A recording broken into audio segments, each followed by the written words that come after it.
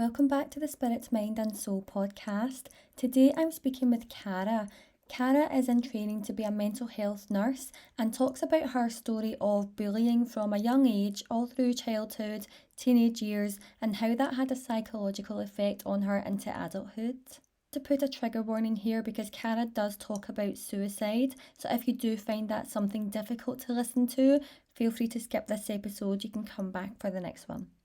I'd love if you could hit the subscribe button. Every little helps me grow this channel. I'm trying to reach as many people as possible.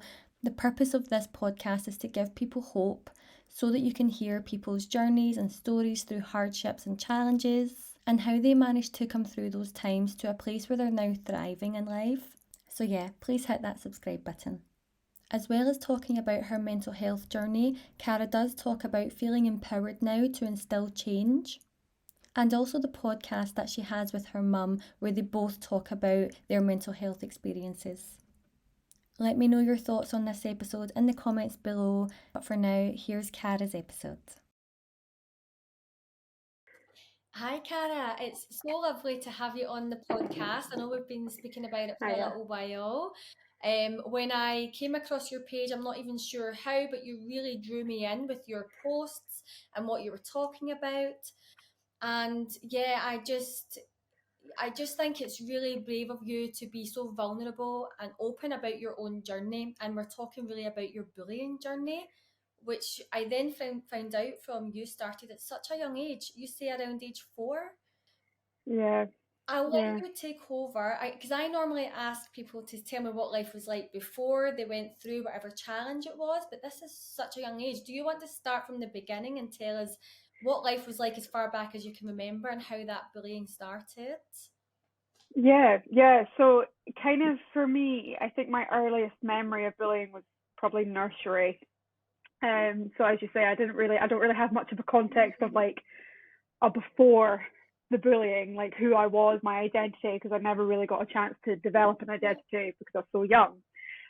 So I think around the age of 4, I just remember it's I always find it really hard, like just particularly with the definition of like bullying in general, because what is bullying and what is like normal, like childhood behaviors, developmentally appropriate. And I guess when you're in nursery, a lot of it, like I've worked in a nursery, so I've seen some of it, and I'm like, oh well, that's actually kind of like developmentally appropriate for some kids to like bite and scratch and like pick another kid.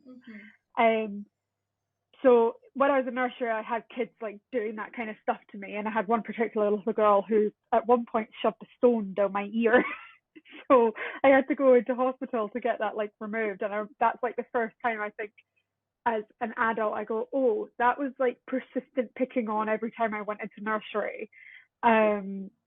So yeah, and then it kind of properly developed when I was in primary school, which it was one particular girl, which obviously I shan't name, but it was one particular girl who just basically made it, I guess, without knowing it, her mission to make every day pretty miserable for me. And she would just kind of like lie about me, spread rumors. Like it was psychological bullying, you know, like there's differences. Obviously, like, you know, the classic one that's depicted is like shoving someone in a locker or like shoving them up against the wall, which I think only happened like once. But and I laugh because, you know, it's a way of managing it, handling it. But it's yeah, it kind of started. She would just single me out. She would tell other girls not to play with me, not to be my friend. She would like just push me aside, which again I recognize as kind of part of childhood, but when it's persistent and when it's targeted, that's what singles it out and makes it different. And it was getting to the point where I started to show signs of mental illness around the age of 7 because of this bullying. And for my parents, it was a case of every time I was coming home from school, because I lived literally, I could walk home from school by the age of like 6, you know, like I was pretty close to the school. So every time I was coming home from school, it would be coming through the front door, slamming the front door, running straight upstairs and hiding in my bedroom and just sobbing, just breaking down. And, you know, that was pretty much every day, the whole of my primary and part of my high school education, like time. So it got to a point where I guess it started to show in the way that I behaved. So I was, showing signs of having depression, having anxiety, not wanting to go to school, like it came out in sickness. Like I've mentioned this before, kind of in my story, but it came out in like I always had a headache, I always had a stomach ache, I always something was always wrong with me. So I was always like sickly, and I now realize like that's a child showing psychological distress. That was me saying, yeah, I do feel sick because I've got ridiculous anxiety. Like I'm sat in a classroom with my bully sat at the same table as me. Of course it's going to come out in that way. And I think that's a really important link for like parents to recognize in their children when that behavior kind of shifts and changes from like normal child, like developmentally appropriate childhood behaviors to there's something not right here. So yeah, it kind of, and then I ended up going up to like high school. I initially went to high school here in Edinburgh where my bullies were as well, and it just continued. It made it almost impossible to like make friends because again, rumors that were made about me in primary school were brought up into high school, and then I eventually moved schools, and I got picked on for having a particular accent.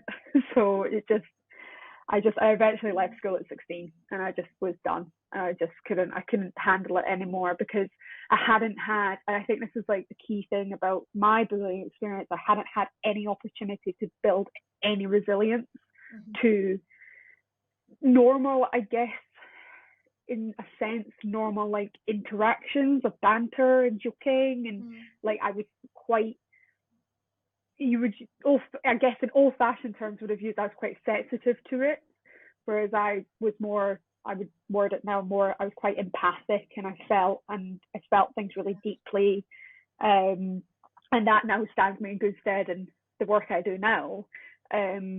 But yeah, it was pretty brutal.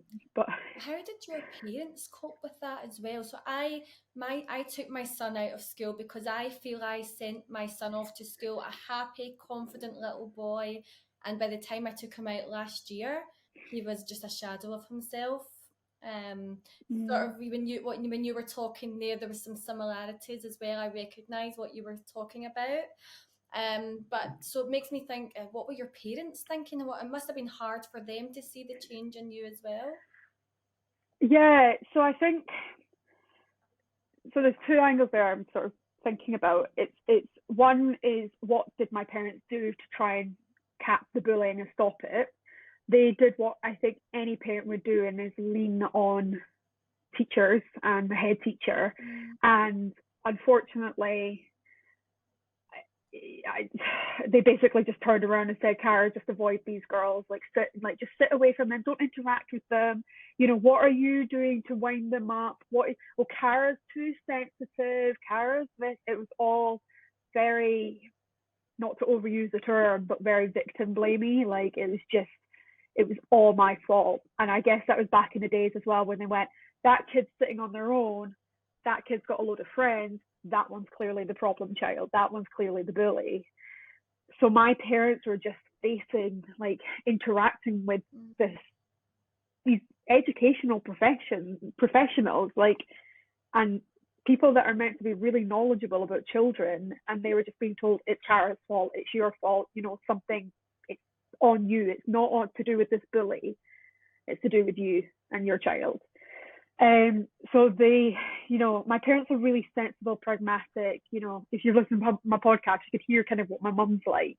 She's just a very understanding person. So they tried to take it to my bully's parents, and I guess it's no surprise.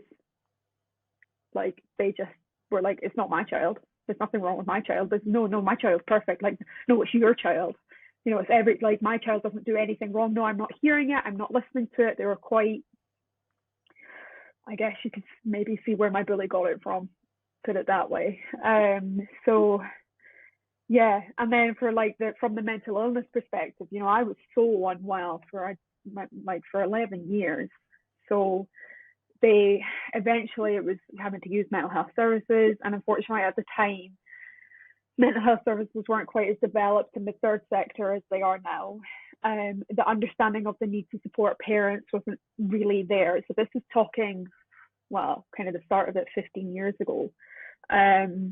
So they were kind of told by like CAMS, your child's not ill enough to be in a hospital bed, because I didn't have an eating disorder. I didn't have psychosis. I wasn't like suicidal enough, if that makes sense. And then I had like one-to-one therapy sessions, but again, just it was very modeled and formulaed and very like, this is your treatment plan because this is a treatment plan that's worked for other people. There was no, it wasn't very therapeutic or holistic or person-centered for me. So it unfortunately was kind of just on my parents to support me enough with as much as they could, educate themselves as much as they could, and wait, really. Yeah. And kind of hope that with school wasn't doing it, society wasn't providing the right care. So it was on my parents and our little family unit to get me better. So obviously, like, that's kind of leading you into your teenage years. You said you left school at 16 then, but I guess as soon as you could get out, you did. I'm guessing it was a case of, turning 16 and thinking, I'm out of here. So what was next for you? Obviously that's had a psychological effect. So you going into work or uni, you're kind of taking that trauma with you, and that's going to affect all parts of your life. So what happened after school then, and how did that affect you afterwards?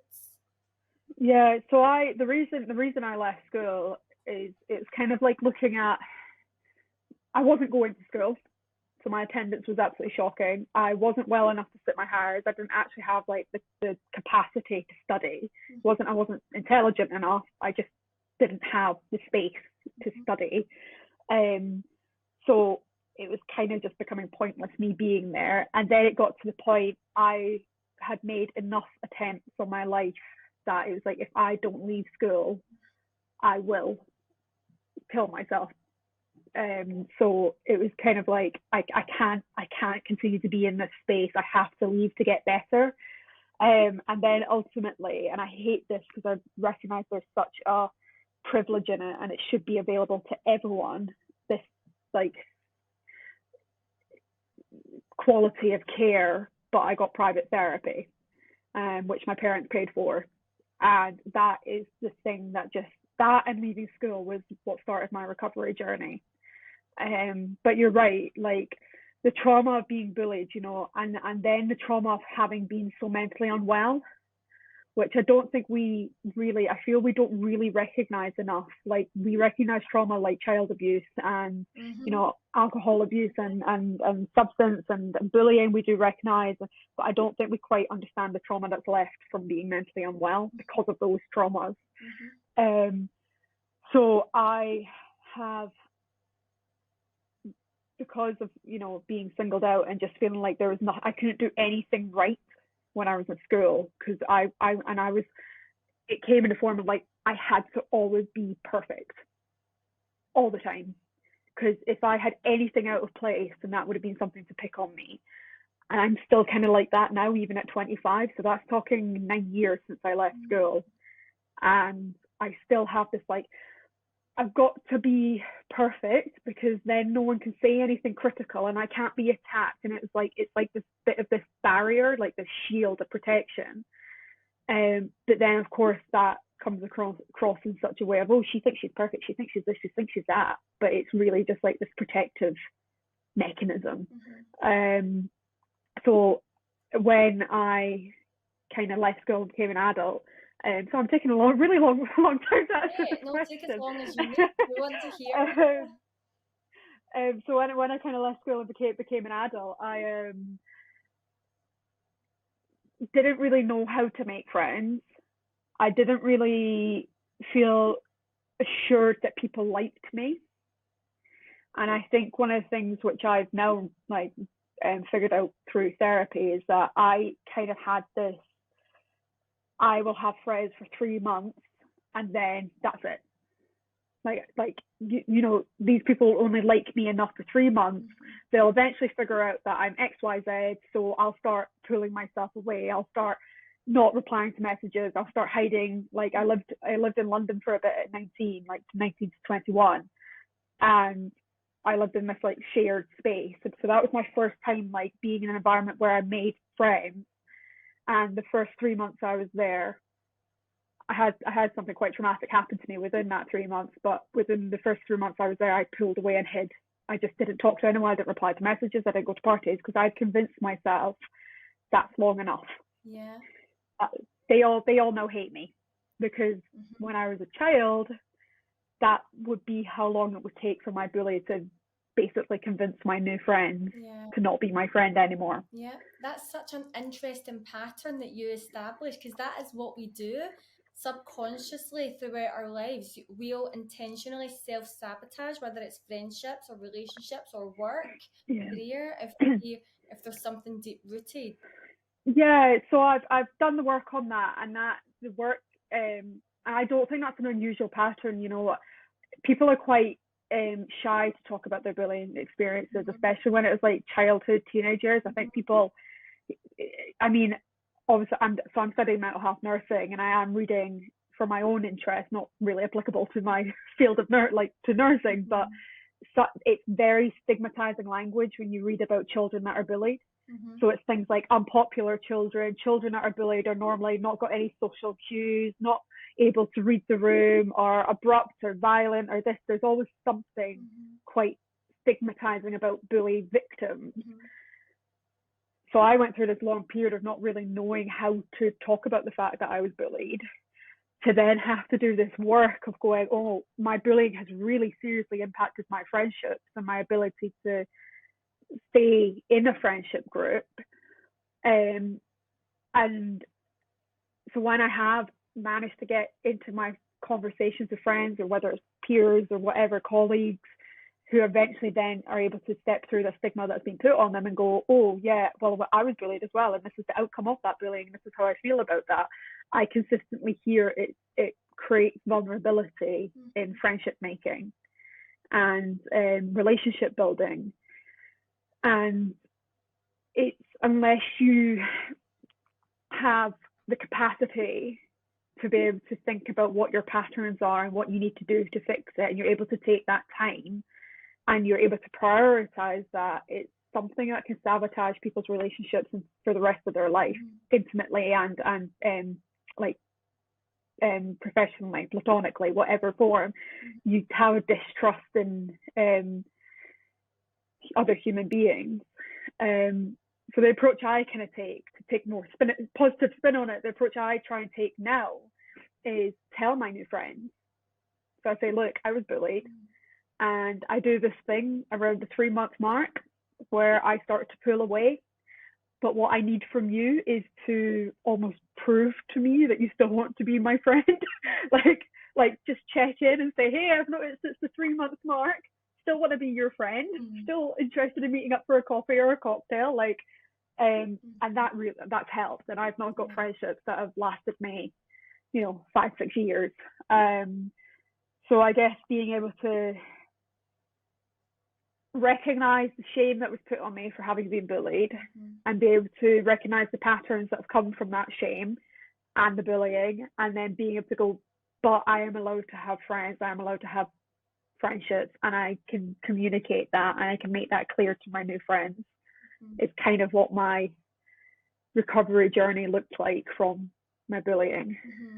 I think it sounds like you've handled that really well, because as you know, it's very deep rooted, so it's not easy just to say, oh, okay, it's 3 months, right, okay, yeah, that's fine, I'll be fine. And there's a lot more layers to it than that. So I'm really glad to hear that you managed to address that, and that your friends are obviously amazing and are helping you as well. And you did mention at the start that you kind of lost your sense of identity, and especially at such a young age, you'd barely even found who you were, and that's the age where you are starting to learn and explore and figure out your sense of self. So how did that, I guess you've, as an adult, you've had to go back and rediscover yourself and who you are? Yeah, yeah. I think it's a really. I always find that really quite interesting. Like this, discover yourself or find out who you are. I've got a very wise mum who I've got a very close relationship with, and my dad, and I've got a lot of really. I've got older friends who are like in their late 20s, 30s, and I don't believe in this concept that you ever really find out who you are. Yeah. I kind of don't, because then that implies once you figured out who you are, that implies there's kind of no more growth Yeah. and there's no more change. So I think I become comfortable with my growth and the changes that it brings, whilst also being able to recognize there was absolutely a time when that was all I knew, and that was okay, that's all I knew how to be, and that was what my identity was. Because even though it was a negative identity, my identity was for a long time the mentally unwell teenager who had been bullied. And I felt very safe in that identity. I felt very comfortable with that because it protected me from, having friendships where I might have potentially been attacked again. It did make me quite lonely though, so it did come with negativity, but it did, for a long time, I was like, yeah, I can sit with this. I can be the girl that doesn't go out and socialize on weekends. I can be the girl that just sits and reads her books and that's where she finds comfort. I can be, yeah, I can do that. I can be the girl that spends more time with her parents than with other people. And I kind of was in that identity until I was about, well, until I kind of started my recovery journey at like 18, 17. So I think kind of what I feel now is that my identity is becoming being, I guess, in a way, like an advocate for people that have been bullied, for people that have had mental illness, whether they're children, adults, or teenagers. And I've kind of retaken the vulnerability of that stage of my life and made it my cringy, I know, but superpower. Because I can't really be anything else. That happened to me, and it was during my crucial points of my life. I don't know how to be the girl that wasn't mentally unwell for 11 years. But instead of it being in a negative sense, I'm taking it as a positive. Yeah. And I think no matter what our experiences are, so obviously that was your childhood and teenage experience, and we all, I think, because I always say this world that we live in doesn't nurture us. It tends to tear us down. There's trauma, there's external, whatever's going on in our environment that is it means that we are gonna suppress aspects of who we are. We're not encouraged to express our dreams and our goals and our quirkiness and our little weird traits that we have. So I always think, as an adult, we then need to go back and rediscover, what's in here, what do we like, what's our interests, what's our true values, what's going to fulfill us in life. And like you said, that's never ends, because you're always growing as well, so you're always going to find new layers, but it also takes a long time to shut out the external noise, and listen to what's in here and find out who you really are. Yeah, and I think just with both my professional and personal experience, I think childhood is a very turbulent time anyway, and I think what is trauma for one person isn't trauma for another. What adds layers to someone doesn't to another. And it takes, the world's imperfect, our experiences are imperfect, but it takes time to recognize that it's not your fault when you're a child, and the way that it impacted you wasn't your fault, and you can take your time understanding that and breaking it down. Because I mean, at the age of 6, I didn't understand why I was being bullied. Hey, I don't even understand now why I was bullied.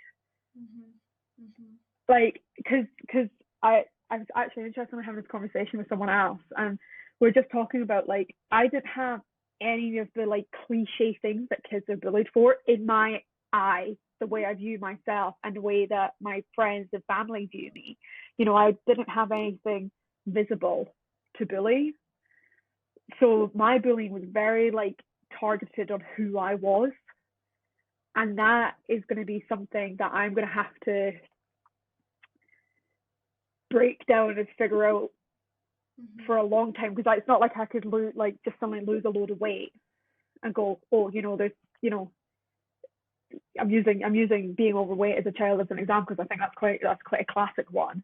I can't suddenly just step out of who I was as a child, because my personality is still there, and that's what was bullied. And I think as well, I just want to add this point, it's a little bit of a tangent, but I live in the same city that I grew up in, so I sometimes see my bully. And again, when there's nothing obvious for me, there isn't anything obvious that I was bullied for. So I sometimes, when I've seen her and it spiralized me, it's made me quite unwell, it's triggered me. I go, God, was I the bully? Was it me? Does she see me and then that make her really unwell? Was it me? Was I the problem? Was I the bitch? So was it my fault that I was bullied? And I think that comes from not having anything to be able to go, oh no, there was something particular that they bullied me for. They just bullied me. They just picked on me and targeted me. Because I wasn't a particularly shy child. I wasn't particularly nerdy. I liked all I was interested in the more obscure stuff. I was interested in the more popular stuff. I followed trends. I had my own uniqueness. I was kind of mixed as a child. I think if it wasn't you, it would have been someone else, most likely. And it's obviously they're projecting what's going on in their life. What was their home life like, that they just had to come into school and project that onto someone else? Have you ever explored that? Yeah, I mean, I'm pretty sure if I could do a social experiment or a social study of all the girls that were in my class, all the people that were in my class, I'm pretty sure my bully didn't just bully me. And I'm pretty sure my bully was bullied by someone else. But obviously when you're that age, you're quite egocentric. You kind of think the world revolves around you and you don't really consider other people's experiences. As empathic as I was, probably 80% of the time I was thinking, woe is me, it's all on me. No one, they're not getting bullied as well. So yeah, I think it kind of varies in a sense. Empaths have such a soft, lovely energy as well. People who are the complete opposite to that, or maybe drawn, maybe intimidated in some way. Yeah, I sometimes wonder, empaths can almost in a way see through people. Yeah. So they can see people's vulnerabilities really clearly. Yeah. And subconsciously they probably know that. So you're a threat. Yeah. When I was kind of getting at the start of my understanding mental health more academically, I would be that person that would say to someone, "Oh, you're looking quite anxious. Why? You the way you're doing your hands and the way your body is being." And I absolutely I'm oh my God, you should never do that to someone. That's horrible. But that I would do that, especially if I had a drink. It just would kind of just come out. I'd be like, oh, I noticed the way that you behave and the way you talk and the way. So yeah, and I certainly did that occasionally as a child. Because I was, when I was a teenager, I was the person that would do mental health checks without knowing it. I'd be I've noticed you've kind of, not been sitting with people that didn't people I didn't really know. People I wasn't really friends with. I just say, are you doing okay? What's going on? I've noticed you don't look quite as, which obviously not many.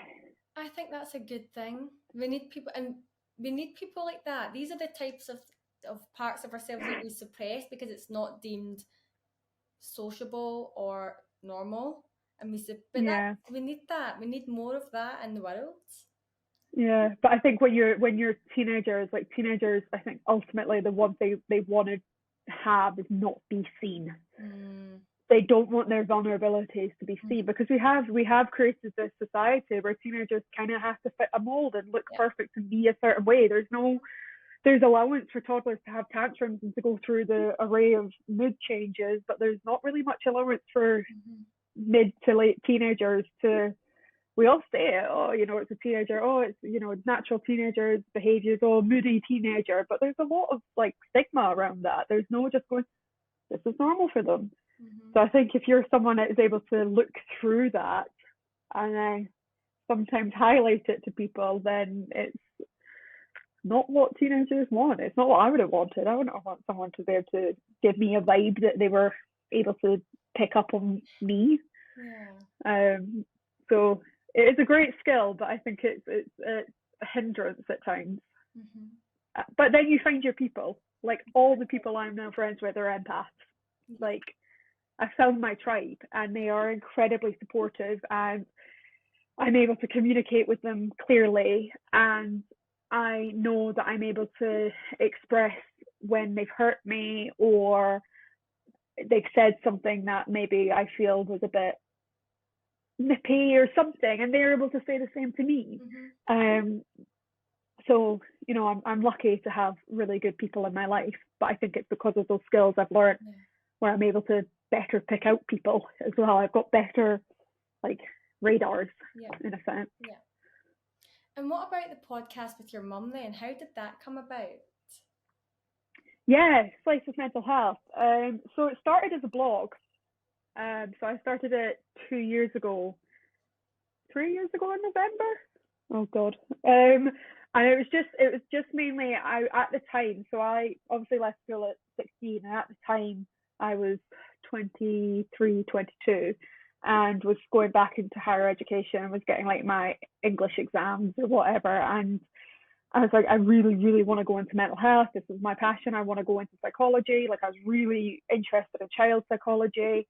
So I used the blog as a way of kind of talking about mental health in general, but also using it to like teach myself how to read academic papers and do evidence research, because I knew I was going to go to uni to do mental health nursing.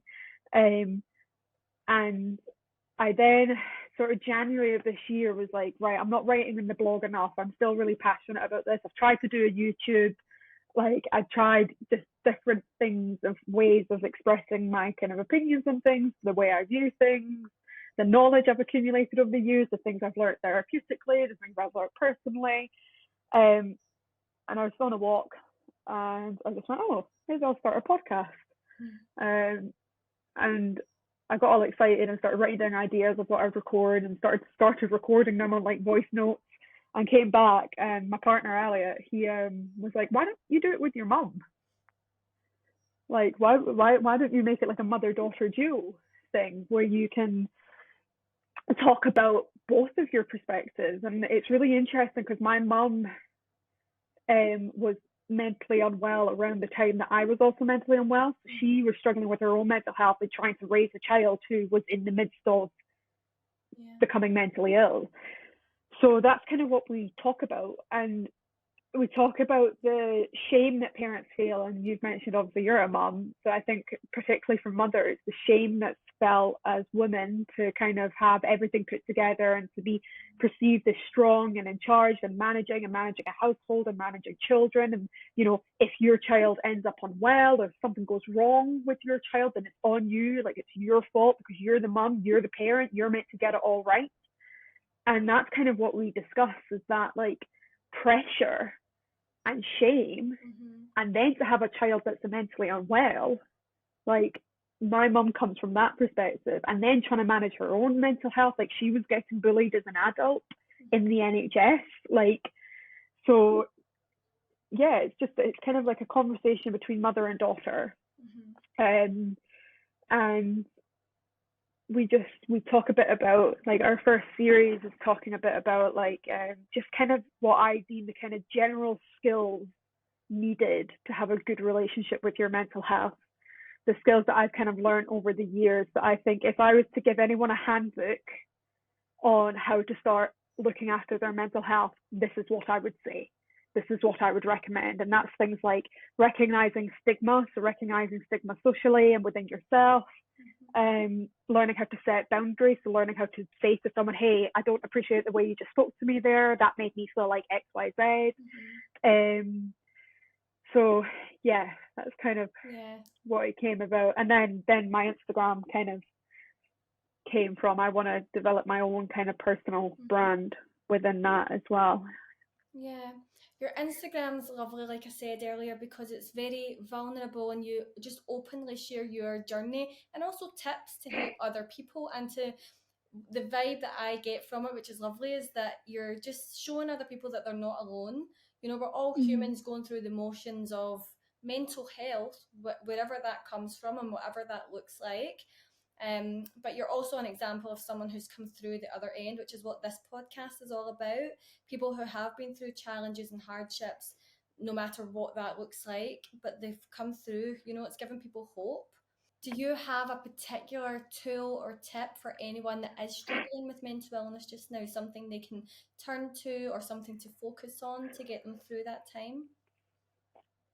I mean, from a professional point of view, I'd always say turn to your GP and turn to mental health services where you can. You know, that's kind of more best practice saying that. But I think from like a personal level, I'm aware of the complexities of saying this and the privilege that comes with saying it. But I think if you're able to just take time to prioritize you, you know, Facebook groups, try and find, if you do find comfort in an Instagram page, you know, maybe send a message to that Instagram person. But there are loads of really lovely Instagram pages. And talk about it with people that you know are going to hold that space for you. You know, if you've got a parent that you think isn't going to be able to hear that you're struggling with your mental health, then don't talk to them. Talk to someone else that you can actually go, I'm going to be able to give them this information about me feeling unwell, and they're going to hold that for me and respond appropriately, because there's nothing worse than going to someone that you feel you could confide in and them just brushing you off. So yeah, quite a few things. And then obviously all the good practice like self-care, like, you know, having a bath, going for a walk, making sure you're feeding yourself, hydrating yourself. I think when you talk as well, you kind of help yourself figure it out. So like Elliot and I, like we do this thing. It's like, do you need me to listen or do you need advice? And half the time, whenever we come to each other, or he comes to me, like I'll say, do you need me to listen or do you need advice? 9 times out of 10, it's I just need you to listen. And within that listening space, you sometimes kind of amaze yourself with, whilst you're talking, you're like, oh wait, no, I've already figured it out. Oh no, I've, like, you know, you've had a bad day at work. It's like, oh, but I've already figured out that it's probably more them than me, so therefore, you know, maybe I shouldn't be looking at it as an attack. Maybe they were having it. You just kind of figure it out through words. Like a kind of tagline of mine is like, I want people to talk, but with more words. Like I want people to just ramble a bit more when they're talking. I just kind of get it all off their chest. And if you're the listener as well, you know, we give a lot of support for people that have mental illness or struggle with their mental health. But from the perspective of someone that's taking that load in a way, and that's someone's emotions, you know, it's a case of being able to say, that sounds really difficult, being able to listen, but also being able to say to someone, I'm really sorry, but I can't hold this for you right now because I've got too much going on, which is good mental health care in yourself. Know your own toolkit. So what does the future hold for you with all the studying, the work that you go on to do, and obviously you've got your podcast and your social media as well, but is there anything in the future that you're looking forward to that's just for you? So I thought because you asked me this question before we came on to record, and I thought about that, and then I honestly would love to be able to say there's like 2 separations between my work in mental health and then my own future. And I could say probably cliche things like, you know, I've just got engaged, so I'm looking forward to getting married. I'm looking forward to becoming a mum. I'm looking forward to having my own home. I'm looking forward to seeing more of the world. But for me, as obviously said in this conversation, so such a big part of my identity is mental health and mental illness and mental well-being. So a big part for me, my future, is to do with the mental health world. And I would love to, you know, aspirations, I'd love to write a book.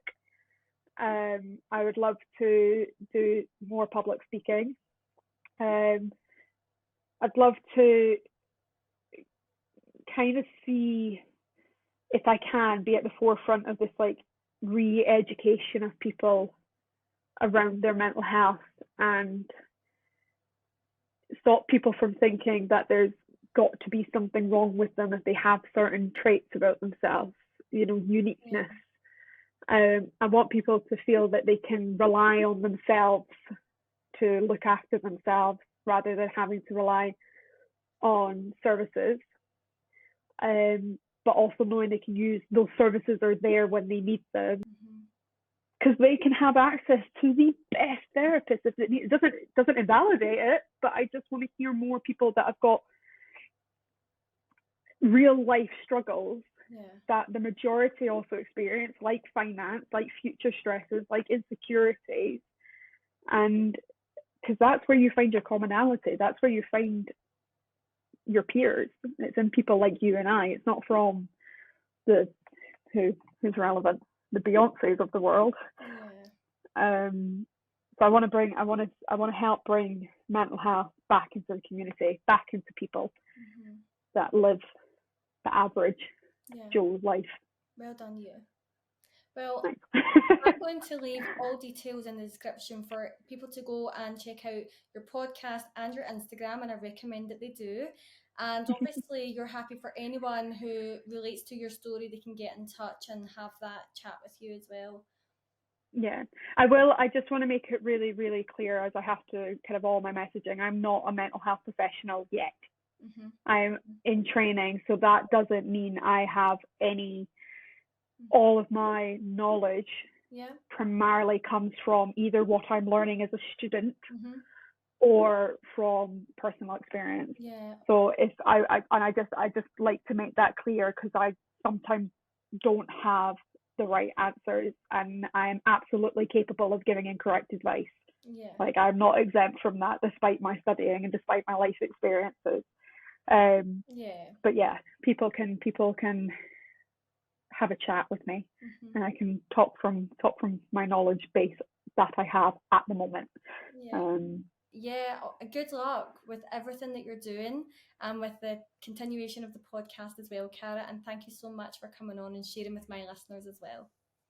Well, thank you so much. It's lovely that you are part of this community that's going to help destigmatize life experiences that we all encounter. So yeah, I really appreciate it, and I guess for promoting what I'm doing as well. I never thought I'd be at this stage in my life. I sometimes think, a bit of an ego boost here, but like, what would 16-year-old me think? She was like I'm pretty kick-ass. She think it's pretty cool. Like, you were so unwell. You've definitely done the work for it. You deserve it. Well, thank you. I appreciate it. Thanks for listening to another episode of the Spirit, Mind and Soul podcast. All details on how to contact Cara or listen to her podcast are in the description below. If you haven't already, I'd love if you could hit the subscribe button. Podcast episodes go out every second Sunday, so if you subscribe, you'll be notified when the next episode goes out.